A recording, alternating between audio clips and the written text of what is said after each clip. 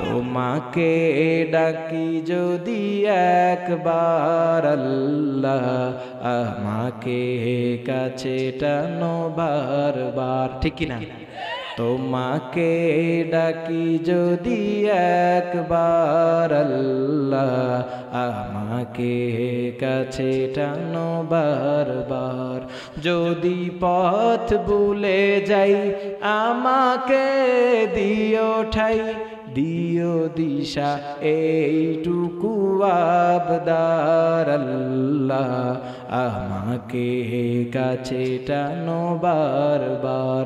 তোমাকে ডাকি যদি একবার আল্লাহ, আমাকে কাছে টানো বারবার।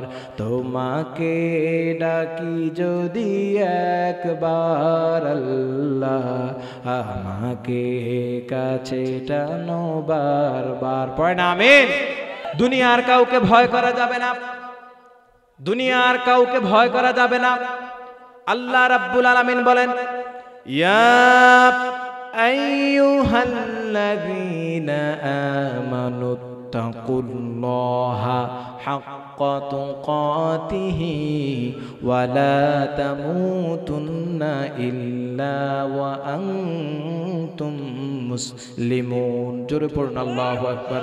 আল্লাহ রাব্বুল আলামিন বলেন, ইয়া আইয়ুহাল্লাযীনা আমানু, হে ঈমানদারেরা, মুমিনেরা, ইত্তাকুল্লাহ, কাকে ভয় করো? আরো জোরে বলুন, কাকে? হাক্কা তুকাতিহি, ও মুমিনেরা, ভয় করার মতো ভয় করো, কোন রকম ভয় করলে চলবে না। আমার প্রিয় বন্ধু, রাস্তায় চলার পথে হঠাৎ করে একটা হিংস্র প্রাণী আপনাকে আক্রমণ করলো। কথা কি মনোযোগ আছে? হিংস্র প্রাণী আপনাকে আক্রমণ করলো, যেমন সাপ, যেমন বাঘ অথবা সিংহ অথবা অন্য কোনো কিছু। যেই প্রাণীগুলো আক্রমণ করার কারণে আপনার জীবন শেষ হয়ে যেতে পারে, এমন কোন প্রাণী আপনাকে আক্রমণ করলো, আপনি কি ভয় পাবেন কি পাবেন না? বলুন তো, এখানে যদি সাপ আসে ভয় লাগবে কি লাগবে না? আল্লাহ বলছেন, বান্দা ইত্তাকুল্লাহ হাক্কা তুকাতিহি, ভয় করলে চলবে না। ওই যে হিংস্র প্রাণী তুমি দেখলে, ওই প্রাণীকে যেই রকম ভয় করেছো এই রকম ভয় করলে চলবে না। ভয় করার মতো ভয় তোমাকে করা লাগবে। সুবহানাল্লাহ পড়েন। হাক্কা তুকাতিহি ওয়া লা তামুতুন্না ইল্লা ওয়া আনতুম মুসলিমুন, এবং তোমরা মুসলমান না হয়ে মৃত্যুবরণ করিও। মুসলমান না হয়ে মৃত্যুবরণ করিও, কে বলেছেন? আরো জোরে বলুন, কে? আমার প্রিয় বন্ধুরা, আল্লাহকে যদি ভয় করেন তাহলে ইহকালীন কল্যাণ এবং পরকালীন মুক্তি আছে না নাই? আরো জোরে বলুন, আছে না নাই? আমার প্রিয় বন্ধুরা, আল্লাহকে কেমন ভয় করবেন? মসজিদে যখন ঢুকবেন, নামাজ পড়বেন কার জন্যে? রোজা রাখবেন কার জন্যে? হজ করবেন কার জন্যে? যাকাত দিবেন কার জন্যে? নাকি লোক দেখানোর জন্য? লোক দেখানোর জন্য। এই কাজগুলি কি করলে কবুল হবে? আরো জোরে বলুন, কবুল হবে। আমার প্রিয় বন্ধুরা, সব কিছুর মালিক কে? আরো জোরে বলুন না, কে? আমার প্রিয় বন্ধুরা, আল্লাহকে কেমন ভয় করলেন?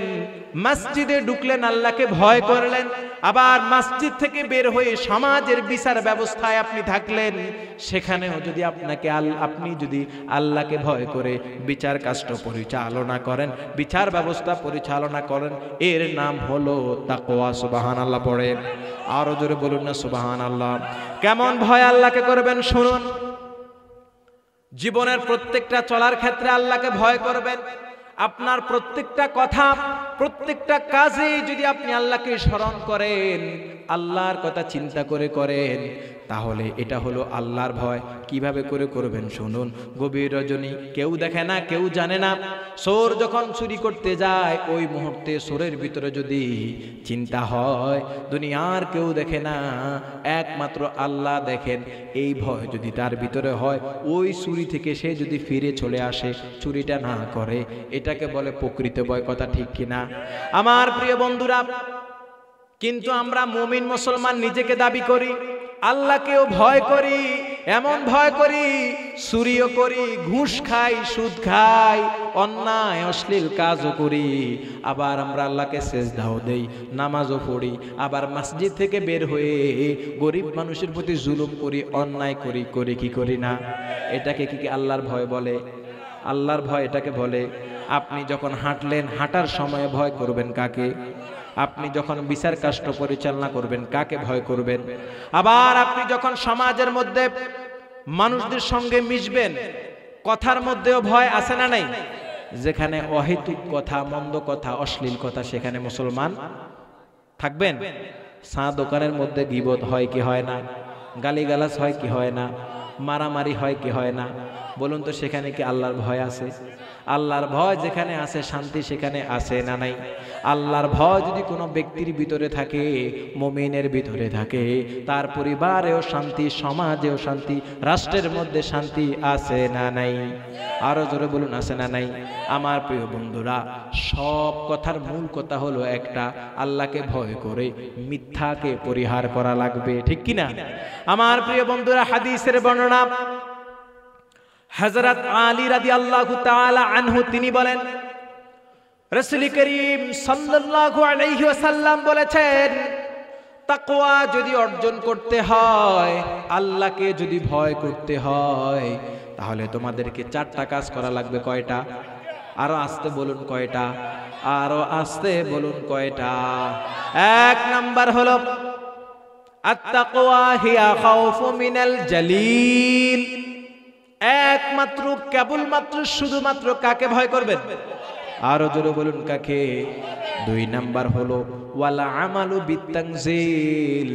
আল্লাহ পাক যে কালাম দিয়েছেন, কোরআন দিয়েছেন, ওই কোরআন অনুযায়ী আপনাকে আমল করা লাগবে। সুবহানাল্লাহ পড়েন।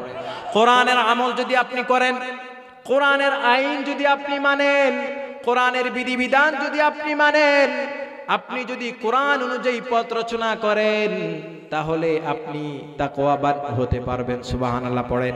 3 নাম্বার হলো ওয়াল কানাআতু বিল কলিল। অল্পতে তুষ্ট থাকবেন। অল্পতে তুষ্ট থাকার মানে হলো আল্লাহ রাব্বুল আলামিন আপনাকে যা কিছু দিয়েছেন সব কিছুর মধ্যে শুকরিয়াতান, শুকর আদায় করে আলহামদুলিল্লাহ বলে ধৈর্য ধারণ করার নামই হলো অল্পতে তুষ্ট থাকা। সুবহানাল্লাহ পড়েন। কিন্তু এমন হতভাগা মুসলমান আমরা, অস্থির হয়ে যাই, বেকারার হয়ে যায়। আব্দুর রহিমের ছেলে বিদেশ গেল, করিমের ছেলে প্রবাসে গেল, বাড়ি করলো, টাকা হলো, পয়সা হলো, গাড়ি হলো। আমার সন্তান বিদেশ গেল, টাকাও হয় নাই, বরং সব বিপদগ্রস্ত হয়ে ফিরে চলে আসলো। আল্লাহ বোধহয় আমার দিকে চায় না, আল্লাহ বোধহয় আমার দিকে তাকায় না। এইভাবে করে আফসোস করে কি করে না? করে কি করে না? হতাশ হয় কি হয় না? আরো জোরে বলুন, হয় কি হয় না? এই যে আপনি আক্ষেপ করলেন, এই যে আপনি আক্ষেপ করলেন, আল্লাহ বোধহয় আমার দিকে চায় না, অমুকের বাড়ি হইল, গাড়ি হইল, টাকা হইল, পয়সা হইল, সম্পদ হলো, আমার তো কিছু হয় নাই।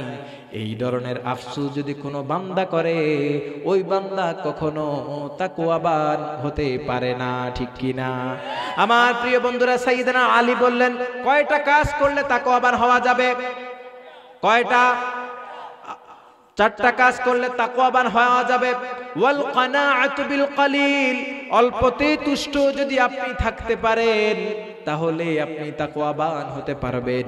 4 নাম্বার দিক হলো ওয়াল ইস্তিআদাদু লিয়াউমির রহিল।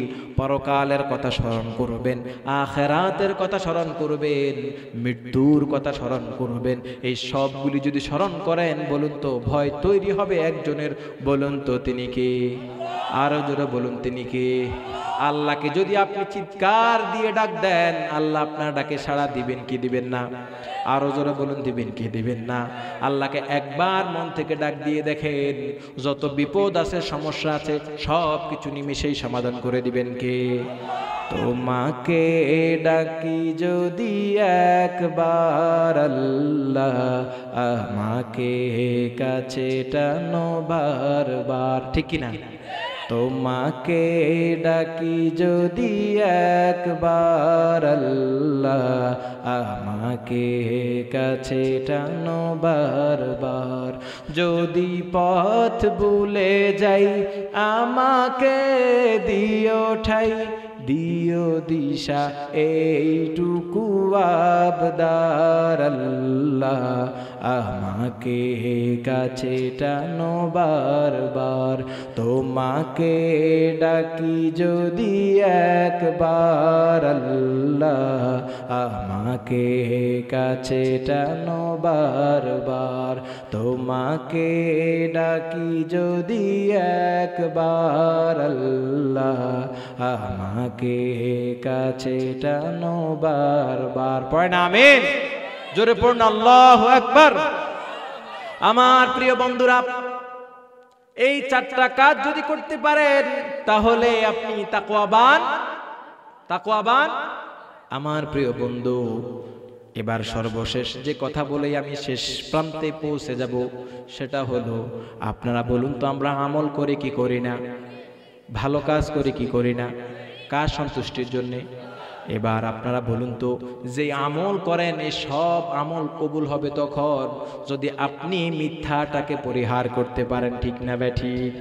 মিথ্যা হলো সকল পাপের মা। মিথ্যা কি সকল পাপের? মিথ্যা সকল পাপের। একটা মিথ্যা কথা বললে আরো 10টা কথা মিথ্যা বলতে হয়, ঠিক কিনা? আরো জোরে বলুন, ঠিক কিনা? এমন মিথ্যা কথা আমরা বলি, শুনুন, অহরহর মিথ্যা কথা বলি। ফোন যদি একটা আসে, আপনার ভাই বলল আপনি কই? বললেন আমি চান্দিনা বাজারে আছি। আসলে আপনি চান্দিনা বাজারে? আপনি কোথায়? বাগমারা। কোথায়? মিথ্যা বললেন কি বললেন না? আরো জোরে কোন। এরপরে কেউ লোক টাকা ধার চাইলো, আপনার কাছে টাকা আছে, ইনিয়ে বিনিয়ে আপনি কোনোভাবেই টাকার লাভ গ্রহণ করতে চান, কিন্তু উপস্থাপন করার সুযোগ পাচ্ছেন না। এ নিয়ে বিনিয়ে তাকে বলছেন টাকা নাই, হাওলাত দেওয়ার কোনো সুযোগ নাই। মিথ্যা বললেন কি বললেন না? সব কথার মূল কথা হলো, ছোট ছোট বাচ্চাদেরকে আমরা মিথ্যার প্রশিক্ষণ দেওয়াই কি দেওয়াই না? ওই পাওনাদার যখন আপনার ঘরের সামনে এসে সালাম দেয়, করিম ভাই আসসালামু আলাইকুম, করিম ভাই ঘরে আছে, করিম ভাইয়ের ফলারে কয় যায়, যাই বলো আমার বাবা ঘরে নাই। আসলে করিম ভাই কই? আছে না নাই? মিথ্যা বলে কি বলে না? এই যে বাচ্চাটাকে দিয়ে মিথ্যাটাকে প্রশিক্ষণ দেওয়াইলেন, বাচ্চাটাকে যে মিথ্যা শিখাইয়া দিলেন, এটার জন্য জবাবদিহি করা লাগবে কার কাছে? আরো আসতে বলুন, কার কাছে? আমার প্রিয় বন্ধুরা, মিথ্যা বলাবেন না, মিথ্যা শিখাবেন না। মিথ্যা কথা যদি পরিহার করতে পারেন, মিথ্যা কথাকে যদি বর্জন করতে পারেন, সব আমলের গ্যারান্টি দিয়ে দিবেন কে? আরো জোরে বলুন, কে? আমার প্রিয় বন্ধুরা, ছোট্ট একটা ঘটনা বলি। আব্দুল কাদের জিলানী রাহিমাহুল্লাহ, নাম শুনেছেন? নাম শুনছেন? আব্দুল কাদের জিলানী রাহিমাহুল্লাহ ছোট্ট বালক, নাম হলো আব্দুল কাদের জিলানী, এলাকা হলো জিলান, সেই জন্য তাকে জিলানী বলা হয়। অল্প বয়সে কোরআনে হাফেজ হয়েছেন, অনেকগুলি হাদিস তিনি মুখস্থ করেছেন। মা চিন্তা করলেন, আমার একটা ভালো সন্তান, আমার সন্তানকে উচ্চতর শিক্ষা দেওয়ার জন্য, উচ্চতর প্রশিক্ষণ করার জন্য আমার সন্তানকে ভালো একটা প্রতিষ্ঠানে পড়ানো প্রয়োজন। আমার সন্তানকে উচ্চতর শিক্ষা দেওয়ার জন্য ভালো একটা প্রতিষ্ঠানে পাঠানো প্রয়োজন। আমার প্রিয় বন্ধুরা, মা চিন্তা করলেন। এই কথা চিন্তা করে মা আশরাফি স্বর্ণ মুদ্রা জামা কাপড় সবগুলি জোগাড় করতে লাগলেন। একটা জায়গার মধ্যে জোগাড় করলেন, জোগাড় করে সব কিছু রাখলেন। এরপর মা অপেক্ষা করতেছিলেন কখন জানি বাগদাদের উদ্দেশ্যে কাফেলা রওনা হবে। মা তার সন্তানকে বাগদাদে উচ্চতর শিক্ষা গ্রহণ করার জন্য পাঠাবেন, বাগদাদের উদ্দেশ্যে পাঠাবেন, মাদ্রাসায় নিজামিয়ার মধ্যে পাঠাবেন। ওই সময় জ্ঞানের লীলাভূমি ছিল বাগদাদ, আর বাগদাদে ছিল মাদ্রাসায় নিজামিয়া। মা তার সন্তানকে সেখানে পাঠানোর জন্য সবকিছুর প্রস্তুতি গ্রহণ করলেন। এবার অপেক্ষা করছেন কখন জানি বাগদাদের উদ্দেশ্যে কাফেলা রওনা হবে। আমাদের এই আধুনিকতার যুগে আমরা যে কোনো জায়গায় গেলে গাড়ি আসে না নাই? কথা বলেন না কেন? আসে না নাই? আধুনিকতার ছোঁয়ায় মোবাইল আসে না নাই? প্রয়োজনে যোগাযোগ করার মাধ্যম আসে না নাই? ওই সময় কিন্তু এত আধুনিক ছিল না। বণিকেরা ব্যবসা করার জন্য যখন কাফেলা রওনা করতেন, তার সঙ্গে মানুষ তাদেরকে দিয়ে দিতেন পথ চলার জন্য। পথটাকে সহজ করার জন্যে। এবার আব্দুল কাদের জিলানী রাহিমাহুল্লাহর মা অপেক্ষা করছেন কখন যেন বাগদাদের উদ্দেশ্যে কাফেলা রওনা হবে। হঠাৎ করে লক্ষ্য করলেন বাগদাদের উদ্দেশ্যে বণিকের কাফেলা যাচ্ছে। মা তার সন্তান আব্দুল কাদের জিলানী রাহিমাহুল্লাহকে ওই কাফেলার সঙ্গে দিয়ে দিলেন। দেওয়ার সময় মা তার সন্তানকে দুইটা নসিহা করছেন। কয়টা? আরো আসতে বলুন। ঘুমাই গেছেন? কয়টা নসিহা? এক নম্বর নসিহা হলো, ও আমার সন্তান, আল্লাহকে ভয় করো, আল্লাহকে ভয় করো। যত বিপদের মধ্যে তুমি পড়ো না কেন, আল্লাহর উপর আস্থা এবং বিশ্বাস তুমি রাখবে। দুই নম্বর নসিহা হলো, ও আমার সন্তান, কোনোদিন তুমি মিথ্যা কথা বলবে, কোনোদিন তুমি মিথ্যা কথা বলবে না। কয়টা নসিহা? মা তার সন্তানকে দুইটা নসিহা করলেন, সন্তান মায়ের দুইটা নসিহা শুনলো। কাফেলার সঙ্গে রওনা হলেন। কাফেলা হাঁটতে থাকলো। চলতে চলতে দিন গেল, রাত গেল। হঠাৎ করে একটা নির্জন এলাকা চলে আসলো। ওই নির্জন এলাকার মধ্য দিয়ে যখন বণিকের দল অতিক্রম করছেন, এই মুহূর্তে ডাকাত দুষ্কৃতী হামলা করলেন, আক্রমণ করলেন। এই ঘটনা বলার উদ্দেশ্য আমি শেষে বলছি, একটু গভীর মনোযোগ দিয়ে ঘটনাটা শুনুন। ওই ডাকাতগুলি ওই কাফেলার উপর আক্রমণ করলেন। আক্রমণ করার পর ওই কাফেলার যত সম্পদ রয়েছে, আশরাফি রয়েছে, সব কিছু তারা লুটে নিয়ে চলে গেলেন। যাওয়ার সময় লক্ষ্য করলেন ওই যে ছোট্ট বালক আব্দুল কাদের জিলানী রাহিমাহুল্লাহ, গায়ের মধ্যে জুব্বা, মাথার মধ্যে পাগড়ি, কত সুন্দর চেহারা। আপনারা লক্ষ্য করুন, ছোট্ট বাচ্চাকে যদি জুব্বা পাগড়ি পরিয়ে নেওয়া হয়, মায়া লাগে কি লাগে না? আরো জোরে বলুন, লাগে কি লাগে না? আমার প্রিয় বন্ধুরা, ডাকাত তার দিকে লক্ষ্য করলেন, তার দিকে তাকিয়ে বললেন, ও বালক, তোমার কাছে কিছু আছে নাকি? একটু মস্করা করে বললেন, নেওয়ার জন্য বলে নাই, ওর কাছে আর কি থাকবে? কথা ঠিক কিনা? আচ্ছা বলুন তো, ডাকাত কি ছোট ছোট বাচ্চাদেরকে আক্রমণ করে? কথা বলে না কেন? আক্রমণ করে কেন? করে না, কারণ এর কাছে তেমন কোনো সম্পদ, ও তো এখনো না বালেক। কথা ঠিক কিনা? ডাকাত তার সাথে মজা করলেন, নেওয়ার জন্য বলে নাই, বলল, ও বালক, তোমার কাছে কিছু আছে নাকি? আমার প্রিয় বন্ধুরা, যখনই কথা ডাকাত সর্দার বালককে বললেন, আব্দুল কাদের জিলানী রাহিমাহুল্লাহকে বললেন, তখন তিনি বললেন, হ্যাঁ আমার কাছে আছে। ডাকাত বললেন, তাই নাকি? কি আছে তোমার কাছে? আব্দুল কাদের জিলানী বলে, আমার কাছে রয়েছে আশরাফি স্বর্ণ মুদ্রা। কি আছে? ডাকাত সর্দার অবাক হলেন, ওর কাছে স্বর্ণ মুদ্রা? খুঁজতে শুরু করলেন। খুঁজতে খুঁজতে গিয়ে দেখলে তার কাছে কোনো কিছুই। ডাকাত সর্দারের মেজাজ গরম, এ বালক, তুমি আমার সাথে কি মস্করা করো নাকি? আমাকে দেখলে মানুষ ভয় পায়, আমাকে দেখলে মানুষ ভয়ে কাঁপতে থাকে, সম্পদগুলি গোপন করে দেয়। তুমি কি আমার সাথে ফাইজলামি করো? আব্দুল কাদের জিলানী বললেন, শোনো, আমি কোনো মিথ্যা কথা বলি না। এভাবে করে তাকে ডাকাত সর্দার ধমক দিচ্ছে, ও বালক, তুমি কেন মিথ্যা কথা বললে? এত সুন্দর চেহারা, গায়ের মধ্যে জুব্বা, মাথার মধ্যে পাগড়ি, কেন তুমি মিথ্যা কথা বললে? তাকে ধমক দিচ্ছে। আব্দুল কাদের জিলানী বলে, আমি কখনোই মিথ্যা কথা বলি না। আমার মায়ের সবক হলো, ও আমার সন্তান, কোনোদিন তুমি মিথ্যা কথা বলবে? কে শিখাচ্ছেন? মা তার সন্তানকে বলছে কখনো মিথ্যা বলা যাবে। আমার প্রিয় বন্ধুরা, ডাকাত সর্দার বললেন, তোমার কাছে যদি আশরাফি থাকে, স্বর্ণ মুদ্রা থাকে, তাহলে তুমি বের করে দেখাও। এবার আব্দুল কাদের জিলানী রাহিমাহুল্লাহ মায়ের নিপুণ হাতের সেলাইগুলি খুলছেন আর একটা একটা করে আশরাফিগুলি বের করে দিচ্ছেন। ডাকাত সর্দার অবাক হয়ে গেলেন, কি ব্যাপার? মানুষ ডাকাত দেখলে সম্পদকে গোপন করে, ঠিক কিনা? আচ্ছা বলুন তো, ডাকাত যদি আপনার প্রতি আক্রমণ করে, আপনি কি সব কি বের করে দিয়ে দিবেন না লুকাবেন? সেভ করবেন কি করবেন না? ওর থেকে সেভ করতে পারলে তো আপনার জন্য লাভ। কথা ঠিক কিনা? ডাকাত বললেন, তুমি কি বোকা নাকি? মানুষ ডাকাত দেখলে সম্পদটাকে লুকায়া ফেলে, কিন্তু তুমি সম্পদটাকে বের করে দিলে। তোমার মতো বোকা যুবক আছে নাকি? আব্দুল কাদের জিলানী বলে, শোনো ডাকাত সর্দার, আমি মিথ্যা কথা বলি না। আমি তো তোমাকে আগেই বললাম, আমি কখনো মিথ্যা বলি না। আমার মায়ের সবক হলো, আমার সন্তান, কোনোদিন তুমি মিথ্যা কথা বলবে? আরো জোরে বলুন, কোনোদিন তুমি মিথ্যা কথা বলবে? ডাকাত সর্দার বলেন, ও বালক, তোমার মা তো এখানে নাই। আছে? আছে আছে আছে। তোমার মা তো এখানে নাই, চাইলেও তো তুমি মিথ্যা কথা বলতে পারতে। তুমি যদি মিথ্যা কথা বলতে, তোমার মা তো তোমাকে দেখতো না। এবার আব্দুল কাদের জিলানী বলে, ও ডাকাত সর্দার, শোনো, আমার মা এখানে নাই, এটা সত্য। আমার মা এখানে নাই, এটা সত্য, কিন্তু আমার যিনি রব, আমার মায়ের যিনি রব, তোমার যিনি রব, ওই আল্লাহ কিন্তু এখানে ঠিকই আছে, ঠিক না বেঠিক? আমার প্রিয় বন্ধুরা, যখনই আব্দুল কাদের জিলানী এই কথাটুকু বললেন, তখন ডাকাত সর্দারের দিলের ভিতরে ভয় তৈরি হলো, মনটা নরম হয়ে গেল। ডাকাত সর্দার এবার ওই আব্দুল কাদের জিলানীকে বলে, শোনো, তাহলে আমি যে মানুষকে হত্যা করি, আমি যে মানুষের সম্পদটাকে লুটে নেই, আমি যে ডাকাতি করি, সব কিছুকে আল্লাহ তাআলা দেখেন।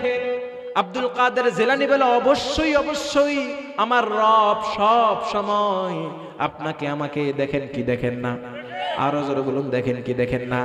বাগমারা যুব সমাজের মাহফিলে যেই সমস্ত যুবকগুলি, যেই সমস্ত বৃদ্ধগুলি এসেছে, কোরআনের বয়ান শুনেছে, হাদিসের কথা শুনেছে, বলুন তো কে দেখেছে? আরো জোরে বলুন, কে?